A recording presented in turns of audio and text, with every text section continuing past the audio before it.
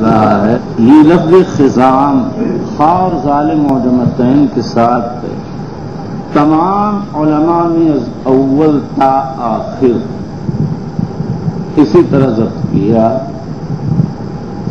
ابن معقولہ، قاضی ایاز، ابن اسیر جزری، نووی، کرمانی، عین، صدر اور خود حافظ ابن حجر نے اصابہ میں اسی طرح ضبط کیا. لیکن فتح الباری میں انہوں نے خطام بالدال المہملہ ضبط کر دیا.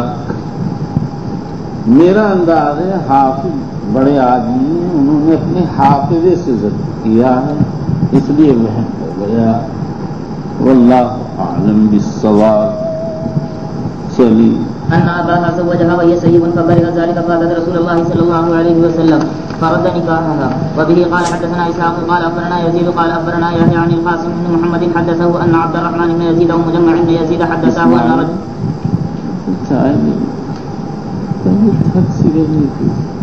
بچوں میں رات بہت پریشان، بہت زیادہ کوشش میں رہتے، بالکل بیکار. وبه قال باب تزويج اليتيمة. یتیمہ کے نکاح کا بیان امام بخاری کا مقصد یہ ہے یتیمہ کا نکاح کرنا جائز ہے، لیکن کب؟ امام مالک شافعی کہتے ہیں جب بالغ ہو جائے، احمد اسحاق کہتے ہیں جب 9 سال کی ہو جائے، امام ابو حنیفہ کہتے ہیں بالغ ہونے سے پہلے اگر دادا اس کا نکاح کر دے بحق اجبار کر سکتا ہے، اور باپ نہ ہونے کی صورت میں حق اجبار کسی کو ہے یا نہیں. مالک و شافعی فرماتے ہیں کہ حق اجبار صرف مالک احمد فرماتے ہیں حق اجبار صرف باپ کو. امام ابو حنیفہ اور شافعی کہتے ہیں باپ نہ ہو تو بیٹے اور دادا کو بھی حق اجبار.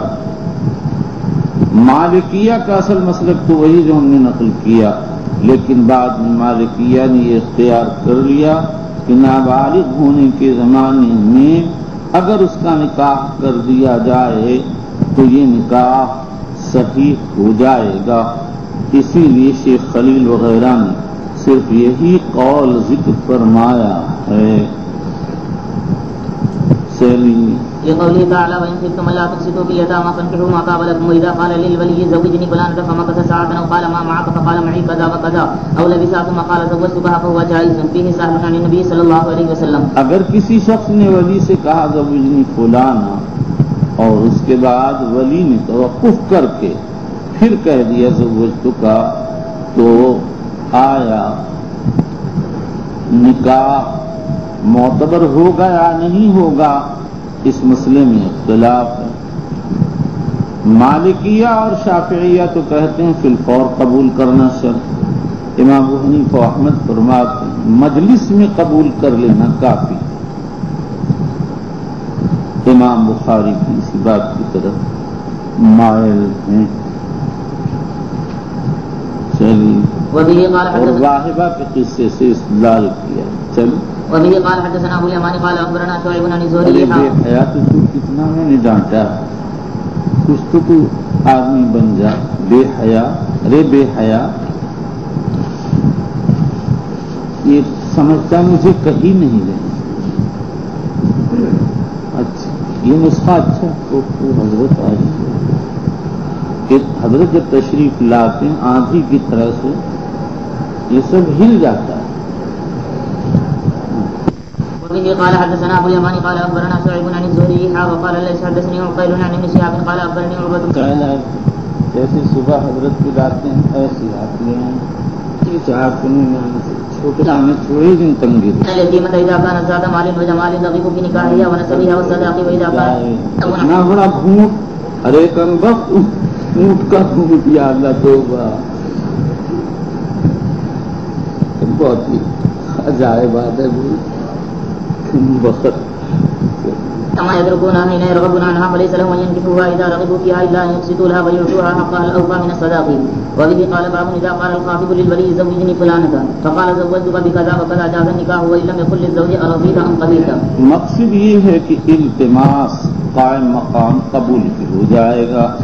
کسی نے جا کر لڑکی والے سے کہا آپ فلاں کا مجھ سے نکاح کر دیں، اور اس نے کہہ دیا زوجت کا بے قضا و قضا، نکاح ہو گیا، خاطب کے لیے قبل تو رضی تو کہنے کی ضرورت نہیں۔ یہی ائمہ ثلاثہ کا مسلک ہے، لیکن حناف امام احمد فرماتے ہیں ان کا صحیح نہ ہوگا۔ امام بخاری نے اس ترجمہ سے جمہور کی موافقت کی ہے اور احمد پر رد کیا ہے۔ واہبہ کا قصہ دلیل میں پیش کیا، حضور نے فرما دیا ملک تو کہا بما معک من القرآن، اس شخص نے نہیں کہا رضی تو قبل، نہ آپ نے مطالبہ کیا۔ چلیے وبه قال حدثنا ابو النعمان قال حدثنا حماد بن زيد عن ابي حازم بن سهل عن امرأة فقال رجل يا رسول الله زوجنيها قال ما عندك قال ما عندي شيء قال اعطيها ولو خاتم من حديد قال اعني وبه قال باب لا يخطب على خطبة اخيه حتى يأتيها او يدعى۔ کسی کے خطبہ پر خطبہ کرنا ممنوع ہے، اس میں دو باتوں میں اختلاف، ایک تو یہ کہ یہ نہی تحریمی ہے یا تنزیہ ہے۔ جمہور علماء نہی تحریمی کہتے ہیں، یہی ائمہ اربعہ کا مسئلہ ہے۔ خطابی ابو حفص عتبری حنبلی فرماتے ہیں نہیں، تنزیہی ہے۔ بعض علماء یہ کہتے ہیں کہ خطبہ علی خطبۃ الاخ کی ممانعت منسوخ ہے، اور راہبہ فاطمہ بنت قیس کے قصے سے استدلال کرتے ہیں۔ وہ حضور صلی اللہ تعالی علیہ وسلم کی خدمت میں حاضر ہوئیں اور کہنے لگیں کہ مجھ کو خطبہ کیا ہے۔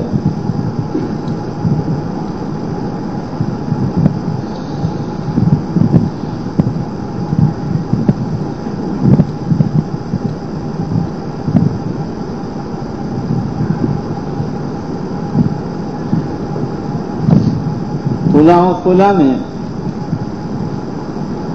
تو آپ نے فرما دیا ان کے ہی اسامہ، تم اسامہ سے، لیکن ابن جریر طبری نے اس دعوی نسخ کی تردید کی۔ وہ فرماتے ہیں وہ حضور صلی اللہ علیہ وسلم کے ہاں مشورہ کے لیے حاضر ہوئی تھیں، اس لیے آپ نے فرمایا ان کے لیے سامنے۔ اس کے بعد یہ سمجھو یا اللہ،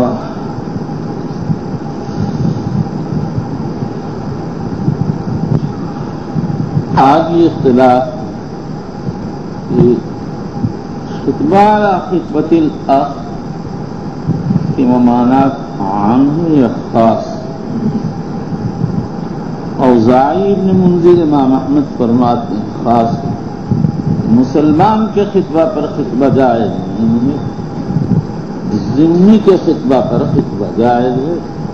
اگر کسی نے کسی یہودیہ یا نصرانیہ کسی یہودیہ یا نصرانیہ کا خطبہ کیا تو مسلمان اس میں خطبہ کر سکتا ہے، لیکن جمہور علماء فرماتے ہیں کہ اخیر کے قید احترازی نہیں، غالبی ہے۔ عام طور سے آدمی مسلمان کے خطبہ پر خطبہ کرتا ہے اور مسلمہ کا خطبہ کرتا ہے، اس لیے اخ کی قید لگائی گئی ہے۔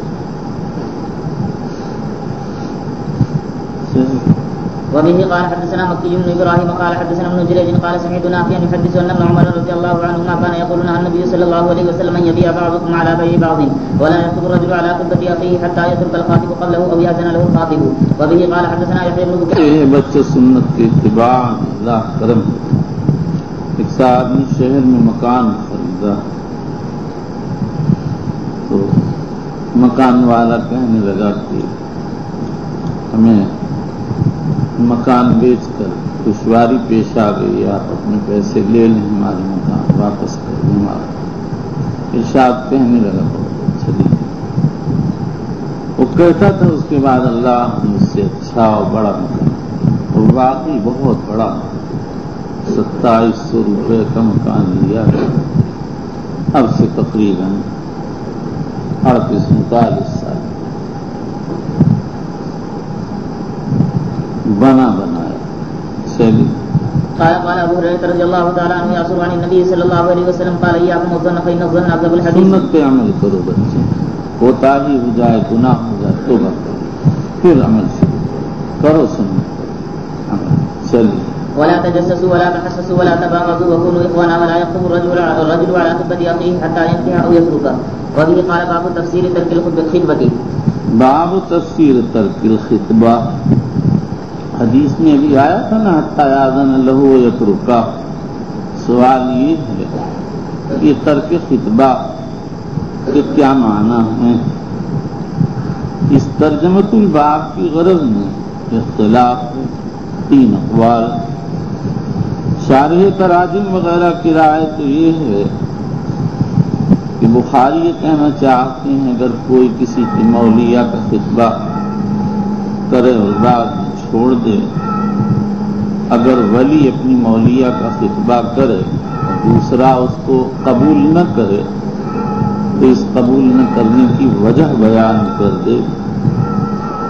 جیسے صدیق اکبر نے حضرت حفصہ کے قبول نہ کرنے کی وجہ یہ بیان کر دی کہ نبی کریم صلی اللہ علیہ وسلم نے ان کا تذکرہ کیا، اور اس کا فائدہ یہ ہے کہ ولی کو عار لاحق ہے، ورنہ اس کو شرم آئے گی کہ میں نے اس کے سامنے اپنی بیٹی یا بہن پیش کی اور اس نے انکار کر دیا۔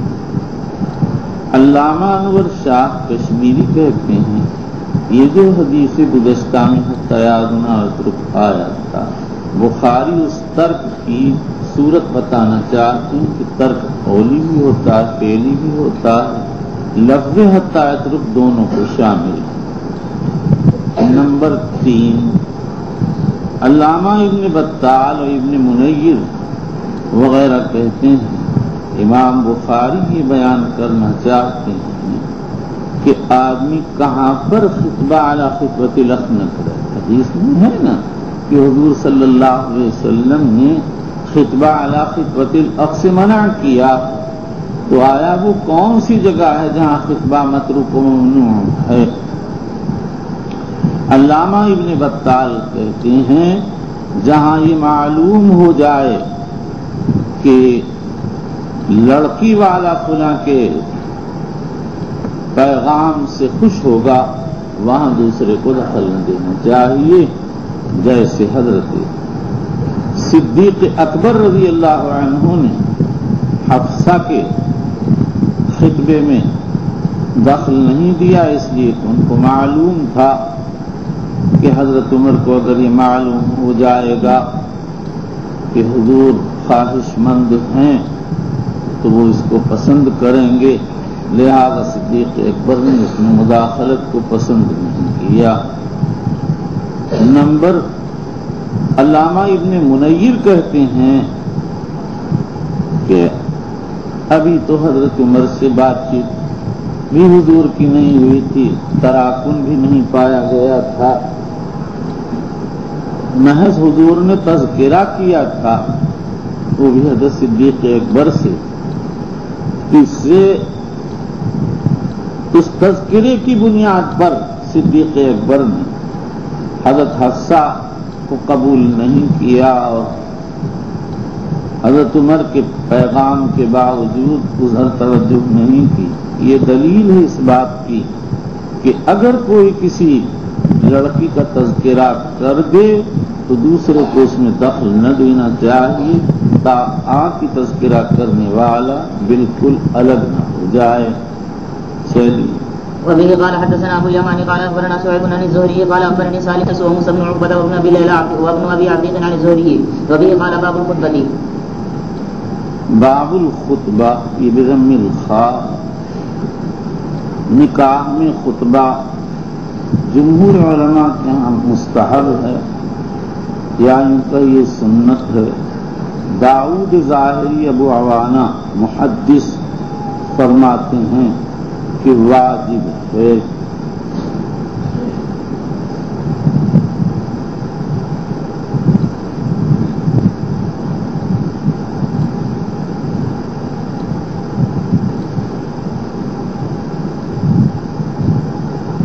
کی روایت میں کل خطبۃ لیس فیہا تشہد فہی کالید الجزمہ، کو بعض لوگوں نے خطبہ پڑھا اور معنی یہ ہے ہر وہ خطبہ نکاح بتشہد یعنی خطبے سے خالی ہو وہ مجزوم ہاتھ جیسا معلوم ہو خطبہ واجب۔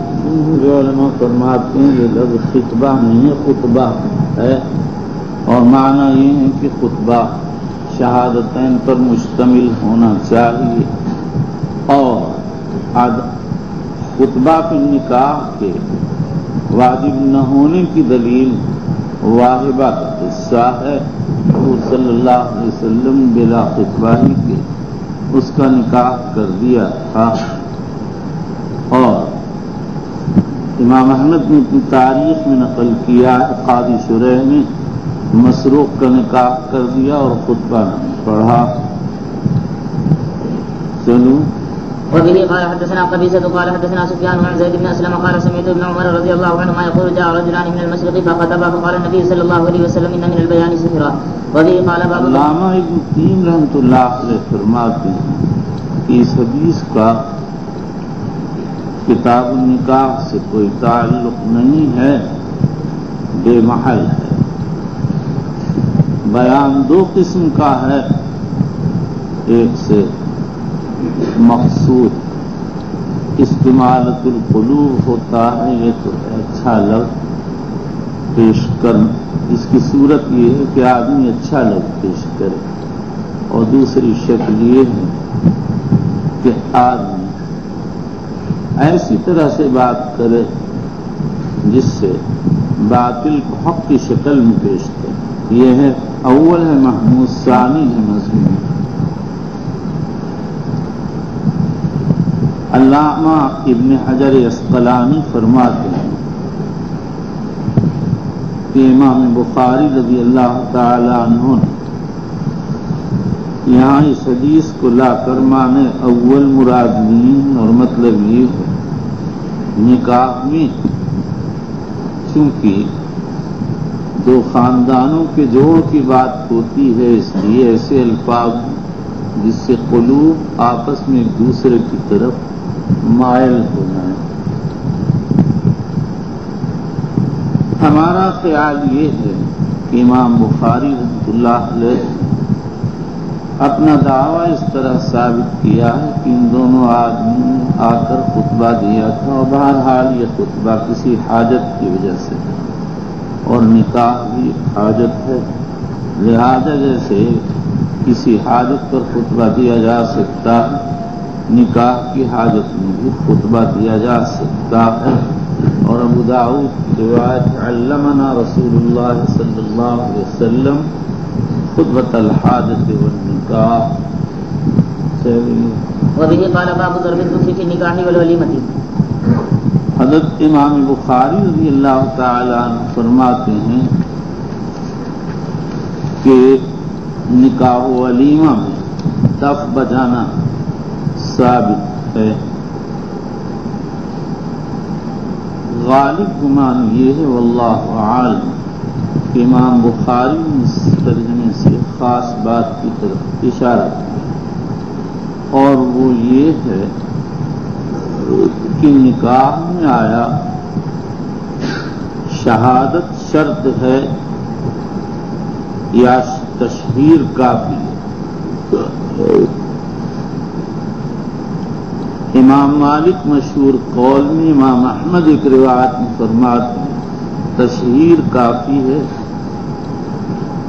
اور جمہور علماء فرماتے ہیں شہادت ضروری ہے۔ امام بخاری قول اول کی طرف مائل ہیں، اسی لیے فرماتے ہیں نکاح میں دف بجا دیا جائے، ولیمہ کے وقت دف بجا دیا جائے۔ حدیث میں ہے فصل ما بین الحلال والحرام الصوت وضرب الدف، اور ایک حدیث میں ہے اعلنوا هذا النکاح واجعلوه في المساجد واضربوا عليه بالدفوف، رواہ الترمذی رحمہ اللہ تعالی۔ اس کے بعد نکاح میں دف بجانا شافعیہ حنابلہ کے یہاں مطلقاً جائز ہے. حنفیہ کہتے ہیں سادہ دف بجانا جائز ہے، جس میں جھانج ہو وہ بجانا مکروہ ہے. مالکیہ کے دونوں اقوال ہیں، ایک قول میں جھانج والا جائز، دوسرے قول میں ناجائز ہے. اسی طرح سے شافعیہ اور حنابلہ کہتے ہیں دف عورتیں بجائیں، مرد نہ بجائیں. چلیے. وبه قال حدثنا مسدد عن بشر بن المفضل قال حدثنا خالد بن زكوان قال قالت ربيع بنت معاذ بن عفراء جاء النبي صلى الله عليه وسلم فدخل حين بني عليه فجلس على فراشك مجلسك مني فجعل جبيريات لنا يضربن بالدف وعندنا من قتل من آبائي يوم بدر إذ قالت إحداهن وفينا نبي يعلم ما في غد فقال دعي هاتي وفينا نبي يعلم ما في غد قال دعي هاتي. یہ قول چھوڑ ابن ماجہ میں آپ نے فرمایا لا يعلم ما في غد الا الله، کل کی بات اللہ کے علاوہ کوئی نہیں جانتا ہے. چلیے. وقولي بالذي كنت تقولين. وبه قال باب قول الله تعالى فاتوا النساء صدقاتهن إلا وكثرة المهر وأدنى ما يجوز من الصداق. امام بخاری اللہ امام بخاری رضی اللہ تعالی عنہ نے یہ ترجمہ جو منعقد فرمایا ہے اس سے 3 باتوں پر تنبیہ. نمبر 1، نکاح میں مہر واجب ہے اس لیے کہ اللہ کا حکم ہے اور اس پر سب کا اتفاق. نمبر 2، مہر کا اکثار جائز ہے. اللہ تعالی فرماتا ہے آتیتم احداہن قنطارا.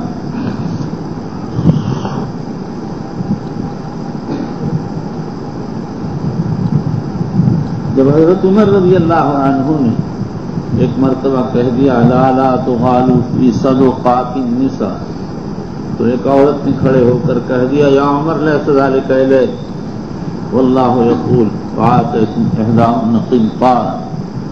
حضرت عمر رضی اللہ تعالی عنہ نے فرمایا اصابت امرأۃ واخطأ عمر اخرجہ ابو یعلا وغیرہ.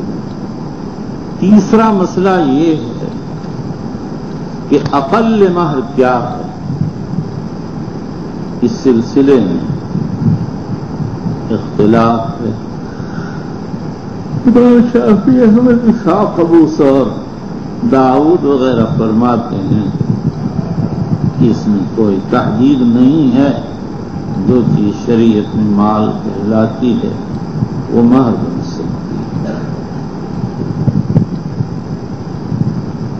اور ایک جماعت کہتی ہے کہ اقل مہر مقدر معین ہے. اس کے بعد پھر اختلاف کیوں ہے کیا. ربیعہ کہتے ہیں 1 قیراط، اوزاعی کہتے ہیں 1 درہم، امام مالک کہتے ہیں ربع دینار. ایک روایت میں فرماتے ہیں کہ 3 دینار. ابن شبرمہ کہتے ہیں 5 دینار. ابو حنیفہ کہتے ہیں 10 دینار. یہی صاحبین کا قول ہے. نخعی 20 کہتے ہیں. ایک روایت میں 40 کہتے ہیں. ایک روایت میں 1 رطل ذہب کہتے ہیں. سعید بن جبیر 50 درہم کہتے ہیں. غرض کی بڑا اختلاف ہے اور سبھی کا اس پر اتفاق ہے کہ مہر مال ہونا چاہیے. اور بعض علماء نے اس پر اجماع بھی نقل کیا. ابن حزم کہتے ہیں کوئی متعین چیز ضروری نہیں ہے، جو کا دانہ نہیں ہو سکتا. چلیے. وقوله تعالى وآتيتم إحداهن قنطارا فلا تأخذوا منه شيئا. وقوله جل ذكره وتفرزوا لهن. وقال سهل قال النبي صلى الله عليه وسلم ولو خاتم من حديد. وبه قال حدثنا سليمان بن حرب قال حدثنا شعبة عن عبد العزيز بن سهيل. امام بخاری رضی اللہ تعالی عنہ بظاہر اس میں کسی بھی تحدید کے قائل نہیں ہے. ہر قلیل کثیر مہر بن سکتا ہے، کیونکہ اللہ تعالی نے آتو صدقاتہن فرمایا اور کوئی حد بندی نہیں کی ہے. جو لوگ کہتے ہیں مہر 10 درہم ہوگا، وہ ایک حدیث ولا مہر دون 10 دراہم سے استدلال کرتے ہیں، لیکن واحد اسناد ہے پہلے اس حدیث کو بیان کفاءت میں ذکر کر آئے. علامہ ابن حمام رحمۃ اللہ علیہ ایک روایت ابن ابی حاتم کے حوالے سے نقل کی ہے. فرماتے ہیں حدثنا عمرو بن عبد الله الأودي عن عباد بن منصور قال حدثنا القاسم بن محمد قال سمعت جابرا يقول سمعت رسول الله صلى الله عليه وسلم يقول لا مهر أقل من 10 دراهم. ابن حمام نے حافظ ابن حجر اسقلانی سے نقل کیا ہے انه بهذا الاسناد حسن ولا اقل منه، اور برہان حلبی نے بغوی سے بھی نقل کیا ہے انه حسن. یہ وہ حدیث ہے جو ابن حمام ذیلعی پر اضافہ کی، لیکن حنفیہ کا دعویٰ اس حدیث سے ثابت نہیں، اس لیے کہ ان کے ہاں خبر واحد سے کتاب اللہ پر اضافہ نہ جائز، اور آتو صدقاتہن صدقات مطلق ہے، ادنا درجہ بھی ہو سکتا ہے. اس لیے اس کو لامہرہ سے مقید کرنا حنفی اصول پر جائے.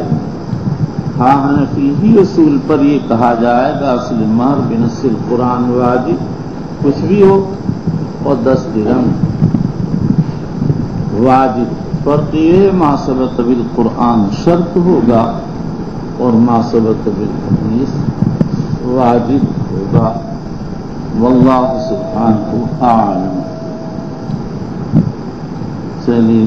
عن انس رضي الله تعالى عنه ان عبد الرحمن بن عوف تزوج امرأة على وزن نواد فراى النبي صلى الله عليه وسلم وزن نواد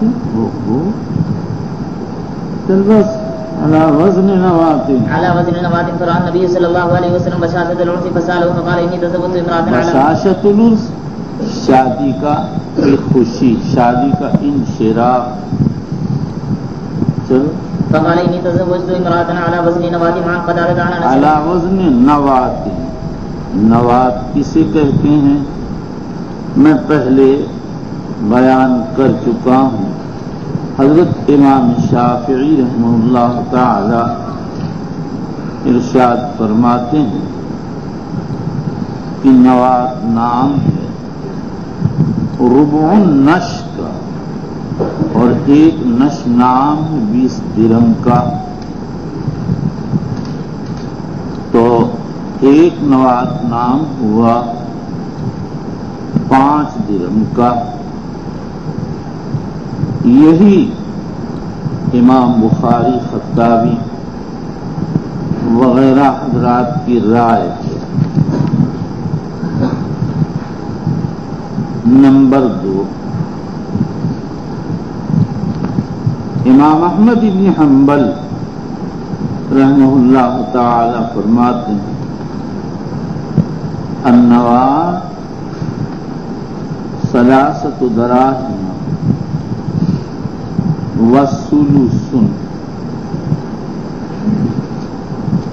اور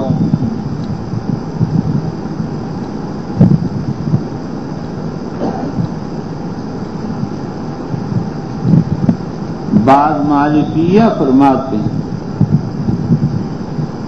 النواد ربع دینار.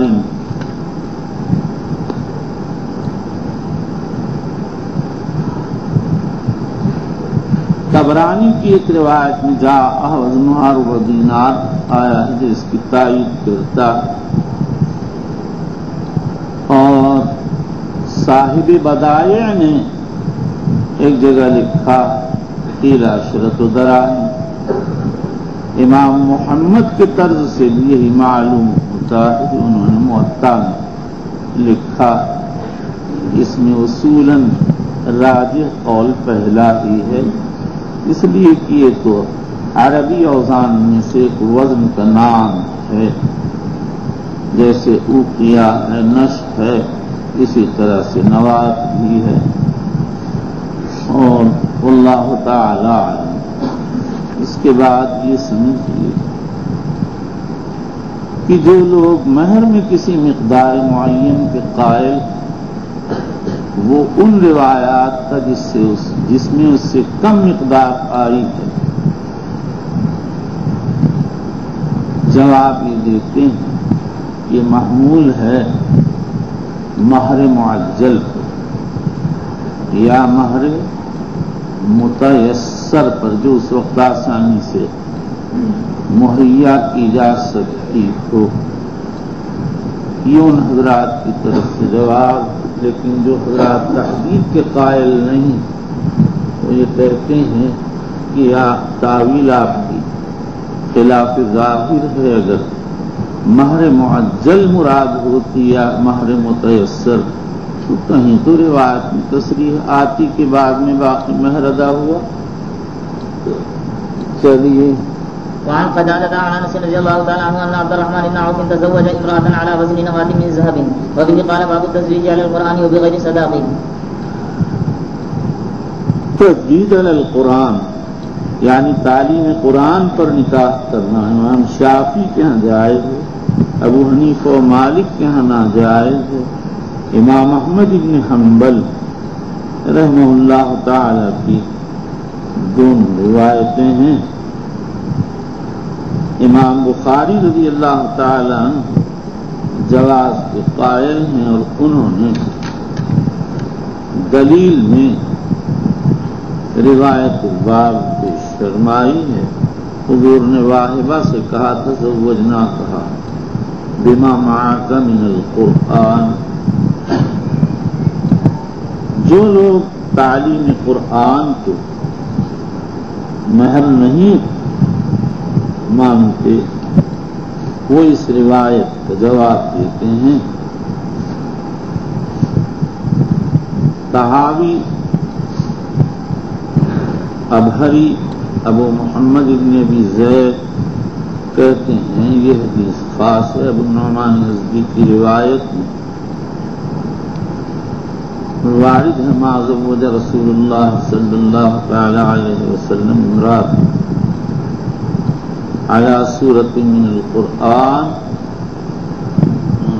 سعید منصور کی روایت میں زوج رسول اللہ صلی اللہ علیہ وسلم امرأۃ علی سورۃ من القرآن وقال لا تكون لأحد مهرا بعدك لا تكون لأحد بعدك مهرا۔ خصوصیت کا قول لیث بن سعد مقبول وغیرہ سے منقول، لیکن اب ابن حزم کہتے ہیں ابو نعمان ازدی کی روایت مذکورہ ثابت ہی نہیں، ابو نعمان ابو الفجا پاشی دونوں مجبور ہیں۔ واللہ سبحانہ وتعالی اعلم۔ چلیے وبه قال حدثنا علي بن عبد الله قال حدثنا سفيان قال سمعت ابا حازم قال یہ دوسرا جو وبغیر صداق، اور بغیر مہر کے نکاح کرنے کے تحت دو مسئلے ہیں۔ ایک صورت تو یہ ہے کہ مہر کا تذکرہ نہ آئے، یہاں اس صورت میں تو نکاح بالاجماع صحیح۔ دوسری صورت یہ ہے کہ مہر کی نفی کر دی جائے، اس میں اختلاف ہے۔ حنفیہ حنابلہ کے یہاں نکاح صحیح ہو جائے گا، یہی شافعیہ کا اصح قول ہے۔ شافعیہ ایک قول میں کہتے ہیں نکاح باطل ہے، صاحب ہدایہ نے یہی امام مالک کی طرف منسوخ کیا۔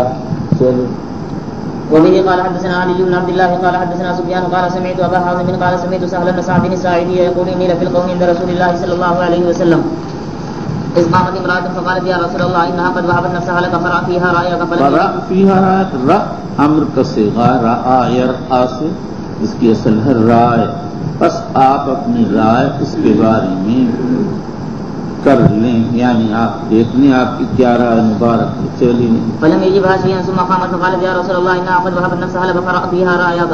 فلم يجبها شيئا ثم قامت الثالثه فقالت انها قد وهبت نفسها لك فقرأ فيها رايك. فقام رجل فقال يا رسول الله انكحنيها. قال هل عندك من شيء؟ قال لا. قال اذهب فاطلب له خاتم من حديد. فذهب فطلب ثم جاء قال ما وجدت شيئا ولا خاتم من حديد. قال هل معك من القرآن شيء؟ قال معي سورة كذا وسورة كذا. قال اذهب قد انكحتكها بما معك من القرآن. وبه قال باب المهر بالعروض وخاتم من حديد. فرماتے ہیں مہر سامان کو مہر بنانا جائز ہے. خاتم حدید کا ذکر بطور تمثیل کے ہے، اس لیے کہ حدیث میں وارد ہے. بخاری کہتے ہیں جب لوہے کی انگوٹھی مہر ہو سکتی ہے تو سامان بھی مہر ہو سکتا ہے. اس میں کسی کا کوئی اختلاف مجھ کو معلوم نہیں. چلیے. وبه قال حدثنا يحيى قال حدثنا وكيع عن سفيان عن ابي هازم بن سهل بن سعد ان النبي صلى الله عليه وسلم قال لرجل تزوج ولو بخاتم من حديد. وبه قال باب الشروط في النكاح. نکاح میں شروط کا بیان. نکاح میں جو شروط لگائے جاتے ہیں 3 طرح کے ہوتے ہیں. بعض شرطیں تو ایسی ہوتی ہیں جو عقد نکاح کے مقتضیات میں ہوتی ہیں، جیسے مہر دینا، نان نفقہ دینا، اس کا پورا کرنا تو بالاتفاق واجب. بعض شرطیں ایسی ہوتی ہیں جو نقد نکاح کے منافی ہوتی ہیں، شریعت میں اس کی اجازت نہیں. جیسے یہ شرط لگانا کہ اس عورت کے ہوتے ہوئے دوسرا نکاح نہ کرنا، یہ شرط لگانا کہ پہلی بیوی کو طلاق دے دو، اس شرط کا کوئی اعتبار نہیں.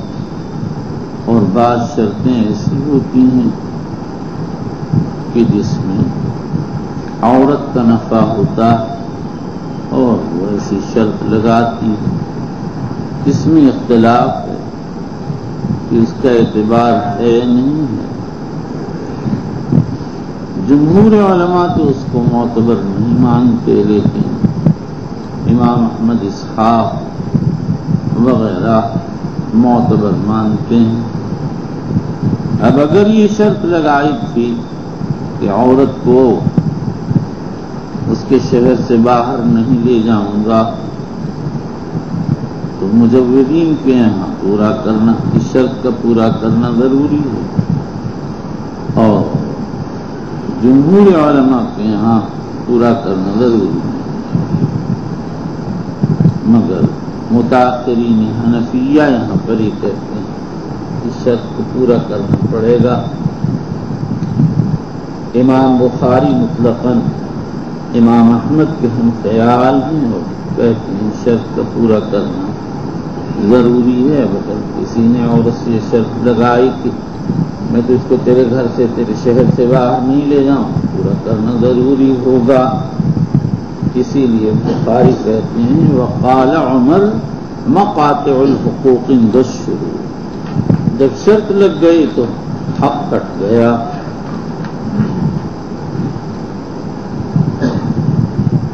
لیکن ابن وہب نے امام حضرت عمر سے نقل کیا، انہوں نے وہ شرط کو ساقط کر دیا اور فرمایا المرأة مع زوجها. ابو عبید القاسم فرماتے ہیں حضرت عمر کی احادیث کے آثار متضاد ہو گیا، یعنی متضاد بات سے کوئی بات ثابت نہیں ہوتی ہے. سعید ابن منصور نے حضرت علی سے نقل کیا شرط اللہ قبل شرطها، مراد یہ کہ اللہ نے فرماتے ہیں اس کے سکن تو لہٰذا جہاں مرد رہے گا اس کی عورت بھی رہے گی. لیکن امام بخاری رضی اللہ عنہ عقبہ ابن عامر کی حدیث کو دلیل بنا احق ما اوفیتم من الشروط ان توفوا به ما استحللتم به الفروج. سب سے زیادہ لائق ایفا وہ شرطیں ہیں جس کے ذریعے تم فروج کو حلال کرتے ہو اپنے لیے. اور حدیث مرفوع کے بعد نہ عمر کے اثر کی ضرورت ہے نہ کسی کے اثر کی. اور حضرت عمر کا جو اثر مصنف نے یہاں ذکر کیا وہ یہ بتانے کے لیے کہ جو چیز حدیث مرفوع میں وارد ہے وہی حضرت عمر سے بھی منقول ہے، اور ظاہر ہے کہ حدیث مرفوع سے ایسی قوت ہوتی ہے جو کسی بات سے نہیں، لہذا جس کا بھی قول حدیث کے خلاف ہوگا وہ متروک ہو جائے گا۔ یہ امام بخاری رضی اللہ تعالیٰ عنہ کے مقصد کی وضاحت ہے۔ چلیے وقال المسعود سمعت النبي صلى الله عليه وسلم ذكر سيرا له فأثنى عليه في مصاهرته فأحسن قال فحدثني وصدقني ووعدني فوفى لي. وبه قال حدثنا أبو الوليد هشام بن عبد الملك قال حدثنا ليس عن يزيد بن أبي حبيب عن أبي الخير عن عقبة عن النبي صلى الله عليه وسلم قال أحق ما أوفيتم من الشروط أن توفوا به ما استحللتم به الفروج. وبه قال باب الشروط التي لا تحل في النكاح. ان شروط کا بیان جو نکاح جائز میں سے یہ ہے کہ دوسری کی شرط لگائے پہلی کو طلاق ہو، اس کا کوئی اعتبار۔ وبه قال وقال ابن مسعود رضي الله تعالى عنه لا تشترط المرأة طلاق أختها. وبه قال اگر شرط لگائے گی شرط باطل ہو جائے گی، نکاح صحیح ہوگا۔ چلیے وبه قال حدثنا عبيد الله بن موسى عن زكريا وابن ابي زائدة عن سعد بن ابراهيم عن ابي سلمة عن ابي هريرة رضي الله تعالى عنه عن النبي صلى الله عليه وسلم قال لا يحل لامرأة تسأل طلاق أختها لتستفرغ صحفتها فإنما لها ما قدر لها. وبه قال باب السفرة للمتزوج. السفرہ للمتزوج، میرا خیال یہ ہے کہ بعض علاقوں میں دستور یہ تھا کہ شادی سے پیش کر دولہا کو پیلا رنگ لگایا جاتا تھا، اس سے بدن میں حسن پیدا ہو جاتا ہے، دولہا بھی اچھا لگتا ہے، شاید بخاری اس کی سند پیش کر رہے ہیں۔ اور ہو سکتا ہے صوب اصفر کا جواز بیان کیا، اور ہو سکتا ہے تضافر کی اجازت نکالی ہو۔ اب سوال یہ ہے کہ تضافر کی تو حدیث میں ممانعت ہے، شاید بخاری یہ کہتے ہوں گے کہ شادی والا اس سے مستثنی ہے، روایت میں تھوڑی سی وضاحت آگے آ رہی ہے۔ چلیے ورواه عبد الرحمن بن عوف عن النبي صلى الله عليه وسلم. وبه قال حدثنا عبد الله بن يوسف قال اخبرنا مالك بن حميد بن الطويل عن انس بن مالك رضي الله تعالى عنه ان عبد الرحمن بن عوف جاء الى رسول الله صلى الله عليه وسلم وبه اثر سفرتين فساله رسول الله صلى الله عليه وسلم. اثر سفرہ مراد سے زعفران کی ترکیب ہے۔ حضرت عبد الرحمن نے زعفران کو جو استعمال کیا حالانکہ ممنوع ہے، تو اس کی وجہ یہ کہ بالکل ابتدائی ہجرت کا قصہ ہے، اس وقت تک بظاہر زعفران کی ممانعت ہوئی ہی نہیں، اور اگر ہو گئی تھی تو عبد الرحمن کو علم نہیں تھا، اور اگر علم تھا تو بظاہر انہوں نے یہ سمجھا کہ دولہا اس سے مستثنی ہے، اور یا وہ یہ سمجھے کہ قلیل کی گنجائش، یا انہوں نے خود زعفران کو استعمال نہیں کیا بلکہ بیوی نے لگا رکھا ہوگا، اس سے عبد الرحمن کے بدن پر لگ گیا ہوگا، یا ان کا مسلک وہ ہوگا جو مالکیہ کا ہے کہ بدن پر لگانا ممنوع ہے، اگر کپڑے پر لگا لیا جائے تو اس کی اجازت ہے، یا محرم کے لیے ممنوع ہے، غیر محرم کے لیے اجازت ہے۔ چلو فسأله رسول الله صلى الله عليه وسلم فأخبره أنه تزوج امرأة من الأنصار قال كم صدت إليها قال زينة نبات من ذهب قال رسول الله صلى الله عليه وسلم أولم له بشاة. وبه قال باب. وبه قال حدثنا مسدد قال حدثنا يحيى عن عبيد عن أنس رضي الله تعالى عنه قال أولم. امام بخاری نے باب بلا ترجمہ لا کر جو قصہ ذکر کیا اس میں سفرت کا ذکر نہیں بتا دیا کہ متزوج کے لیے سفرت لازم اور واجب نہیں۔ چلیے وبه قال حدثنا مسدد قال حدثنا يحيى عن عبيد عن انس قال اولم النبي صلى الله عليه وسلم بزينب فاوسع المسلمين خبزا فخرج كما يصنع اذا تزوج فاتى حضر امهات المؤمنين يدعو ويدعون ثم صرف فراى رجلين فرجع على ادري اخبرته او اخبر بخروجهما. وبه قال باب كيف يدعى للمتزوج. شادی کرنے والے کے لیے کس طرح سے دعا کی جائے، روایت سے معلوم ہو گیا، کہا جائے بارک اللہ لک۔ چلیے وبه قال حدثنا سليمان بن حرب قال حدثنا حماد بن زيد عن ثابت عن انس رضي الله تعالى عنه ان النبي صلى الله عليه وسلم راى على عبد الرحمن اس پر تنبیہ اس لیے کہ اہل جاہلیت کہا کرتے تھے بالرفاع والبنین، تو امام بخاری نے بتا دیا مسنون صورت یہ کہ آدمی برکت کی دعا کرے، اور واقعی بالرفاع والبنین کا مطلب تو صرف یہ ہے کہ دونوں میں تعلق خوشگوار رہے، اللہ اولاد عطا فرمائے، لیکن سب کچھ اور برکت نہ ہو تو کیا ہے؟ اس لیے برکت کی دعا سب سے زیادہ خیر و برکت کی دعا ہے۔ چلیے راى عبد الرحمن بن عوف نصر سفرة قال ما هذا قال اني تزوجت امرأة على وزن نبات من ذهب قال بارك الله لك ولو بشاد وبه قال باب الدعاء للنساء اللاتي يهدين العرس وللعروس ونفعنا بعلمه قال باب الدعاء للنساء اللاتي يهدين العرس وللعروس، یعنی جو عورتیں دلہن کو خاوند کے یہاں تیار کر کے بھیجتی ہیں ان کے لیے اور خود دلہن کے لیے دعا کرنا چاہیے۔ سوال یہ ہے کہ روایت میں تو انصاریات کا حضرت عائشہ کو علی الخیر والبرکت کہنا وارد ہوا ہے، تو یہاں دلہن کو بھیجنے والیوں کے لیے دعا نہ ہوئی بلکہ جو دلہن کو بھیجنے والیاں تھیں انہوں نے دعا کی۔ ہو سکتا ہے کہ للنساء لام من کے معنی میں ہو، لیکن اس سے وللعروس کا لفظ معنی ہے، اس لیے کہ وہ بالکل اپنے ظاہر پر ہے۔ اور ہو سکتا ہے کہ یہ کہا جائے بہرحال جب شادی ہوتی ہے تو گھر میں کچھ عورتیں دلہن کو آراستہ و پیراستہ کر کے اس کے خاوند کے یہاں بھیجتی ہیں اور کچھ ویسے ہی آ کر شادی میں شامل ہو جاتی ہیں، تو یہاں بھی انصاریات میں دعا